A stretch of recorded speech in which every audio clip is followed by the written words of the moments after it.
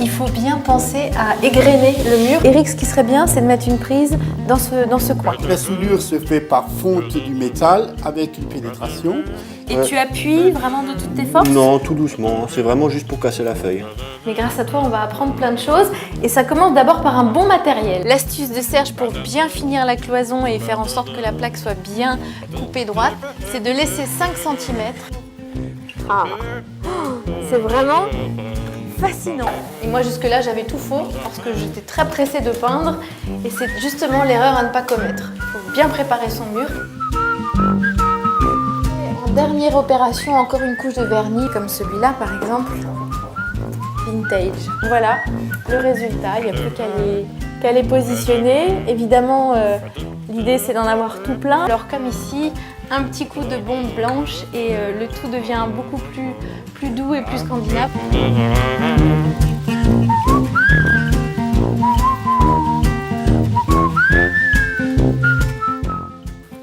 Ça y est, je l'ai trouvé. Regardez ce beau tissu. La fleur revient en force, hein, ça c'est sûr. Ouh, regardez-moi ces couleurs. Ça, au pied du lit.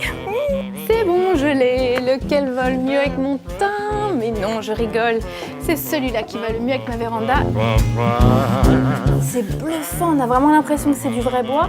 En plus, c'est hydrofuge. Je peux passer ma serpillière. Je trouve le vestige de cette menuiserie qui sont ces arches. Alors, c'est du béton. Hein. Alors, moi, j'avais vu cet endroit complètement en travaux.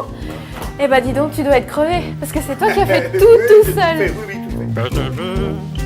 Alors on est dans une maison, vous l'avez transformée en chambre d'hôte cette maison. Oui, on a tout transformé pour créer 5 chambres. Ah oui, ça s'ouvre complètement alors.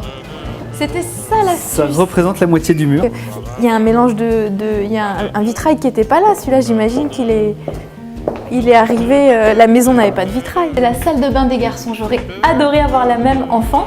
Déjà parce que Mélanie a utilisé le carreau métro, alors sur les 3/4 de la hauteur du mur. Et puis pour donner un peu de profondeur, elle a utilisé un gris anthracite foncé. Un beau relooking de meubles, parce que celui-ci j'imagine qu'il n'était pas comme ça. Oui, donc ça c'est un meuble Henri II. Moi j'aime beaucoup le sol qui est en damier noir et blanc. Alors c'est très contemporain, mais pourtant ça rappelle les anciens carreaux ciment.